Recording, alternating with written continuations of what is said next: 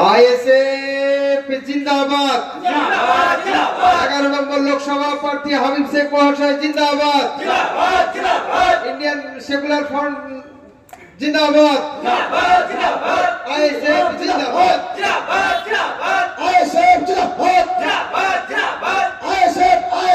ISF जिंदाबाद हबीब भाई जिंदाबाद विजय नशा सिद्दीकी भाईजान जिंदाबाद छानगर अंचल कमेटी जिंदाबाद जोलंगी ब्लॉक कमेटी जिंदाबाद इनकलाब जिंदाबाद ओए भाईटा आईएसएफ ओए भाईटा आईएसएफ সেই দিদিটা आईएसएफ ওই দিদিটা आईएसएफ দোকানে গেলাম आईएसएफ আসছে গেলাম आईएसएफ যাচ্ছে গেলাম आईएसएफ চেয়ারে গেলাম आईएसएफ মঞ্চে গেলাম आईएसएफ ইনকলাব জিন্দাবাদ ইনকলাব জিন্দাবাদ নশা সিদ্দিকী জিন্দাবাদ ছাননগর অঞ্চল কমিটি জিন্দাবাদ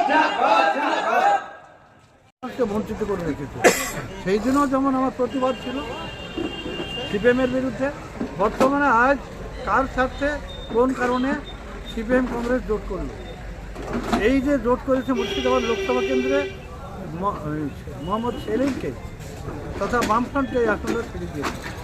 আমি মনে করি এখানে নেতাদের স্বার্থ চরিতার্থ করার জন্য, সাধারণ মানুষের জন্য না, নেতাদের স্বার্থ চরিতার্থ করার জন্য এই সেই দিন যখন মানুষের উপর বামবিরোধী মানুষের উপর অত্যাচার করে এই সেলিম তখন বলতে পারত যে মানুষের ওপর কেন জুলুম চলছে, কেন অত্যাচার চলছে। সেই দিন এই মোহাম্মদ সেলিম বলেনি কোনো কথা, তখন তিনি পলিট ব্যুরোর সদস্য, আজও ওরকম জায়গায় অবস্থান করছেন। তাহলে এই মোহাম্মদ সেলিম জনগণকে কি দেবে, জনগণের কি পরিষেবা দেবে? তাই তার সাথে জোট হয়ে গেল, এটা আমার বক্তব্য।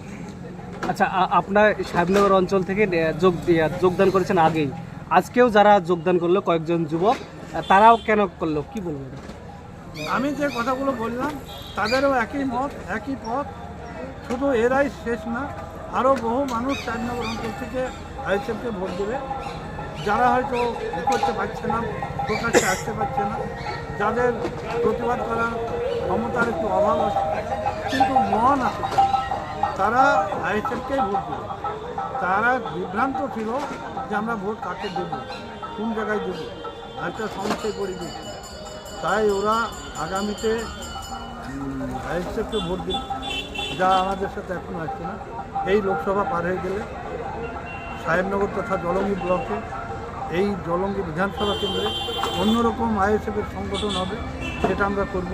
আমরা বিগত দিনে সিপিএমের উচ্চতর অধিকার দেখেছি, বর্তমানে টিএমসির উচ্চতর অধিকার দেখি, তাতে করে জনগণ এটা পছন্দ করে না, জনগণ শান্তি চায়। তাই আইএসএফ আমার বিশ্বাস লড়াই করছে, তাতে করে জনগণকে আমরা শান্তি দিতে পারি। ধন্যবাদ। বলছি কাকা, আপনি গত যে পঞ্চায়েত সমিতি সেখানে কংগ্রেসের হয়ে লড়াই করে জিতেছিলেন, আপনি তারপরেই আইএসএফে যোগ দিলেন, কি কারণে যোগদানের? আমি এবার দেখলাম যে পশ্চিমবাংলায় কংগ্রেসের কোনো জায়গা নেই। পশ্চিমবাংলার কংগ্রেস সিপিএমের কাছে বিক্রি হয়ে গেছে।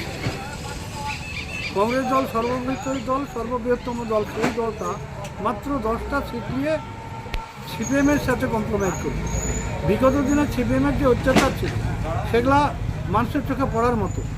সেই দিন সিপিএমের সাথে কংগ্রেসের দুর্দান্ত লড়াই চলেছে, বহু কংগ্রেসকে হত্যা করেছে, ভোট নিয়েছে, মারি পিঠে ভোট নিয়েছে, যে কেন্দ্রে গিয়ে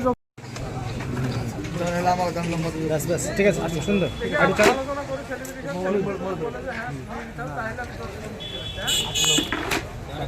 আমি ঠিক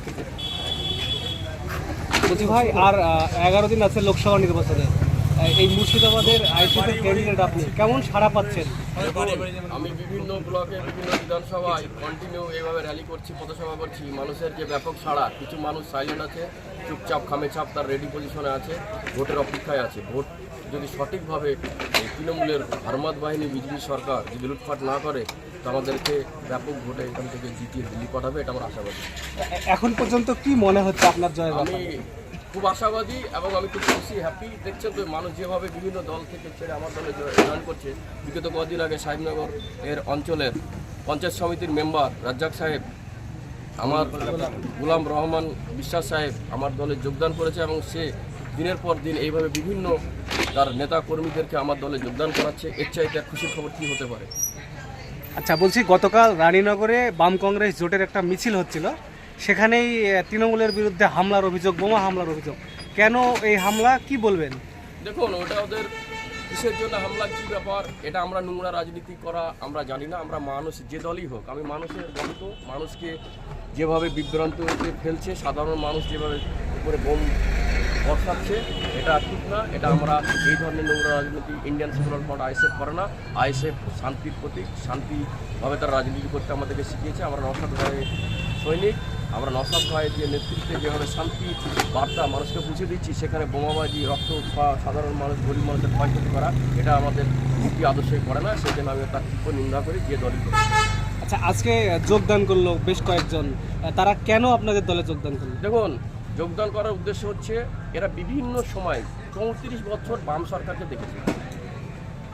অ্যাপ্রোচিলি 13 বছর ঊর্ধ্বে হয়ে গেল শাসক দল তৃণমূল সরকারকেও দেখছে।